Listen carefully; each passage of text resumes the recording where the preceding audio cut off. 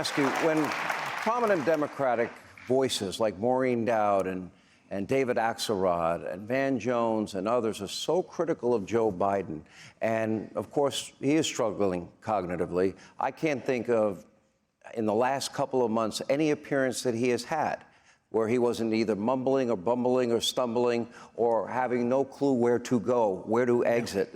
Now, my question is, do you think in 11 months he will be their candidate? I personally don't think he makes it, okay? I haven't said that. I'm saving it for this big town hall. I personally don't think he makes it. I think he's in bad shape physically. Do you remember when he said, I'd like to take him behind the barn? If he took me behind the barn and I went like this, I believe he'd fall over. I believe he'd fall over. But who knows? Who knows?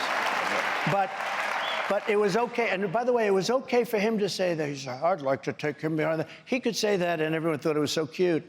If I ever said it, they'd say, he's a dictator. He's a horrible human being. You know, it's a whole double standard we have, and not only in the law, but just about everything else, as you know very well. I personally don't think he makes it physically. I watched him at the beach. He wasn't able to lift a beach chair, which is meant for children to lift. You can lift him like that.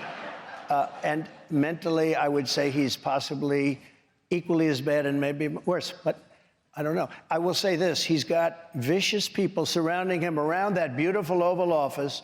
There are people in that Oval Office that are evil people, bad people, smart people, young, vicious, they're communists and they're bad. Who do you think would replace him then?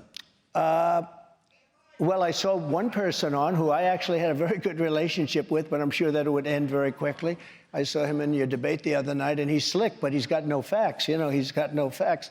I thought he did well, considering... You're talking about Gavin Newsom. Yeah, considering that he didn't have the facts, I thought he did well. You know, he said, we have the lowest taxes in the country. We have the cleanest streets in the country. And I'm saying, wait a minute, is he talking about the same place? So he'd certainly be one. I guess they say that Kamala would be the odds to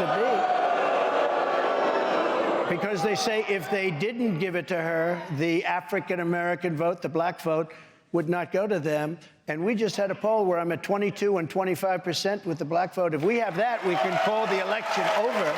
We got to take a break. Thank you. Hey, Sean Hannity here. Hey, click here to subscribe to Fox News YouTube page and catch our hottest interviews and most compelling analysis. You will not get it anywhere else.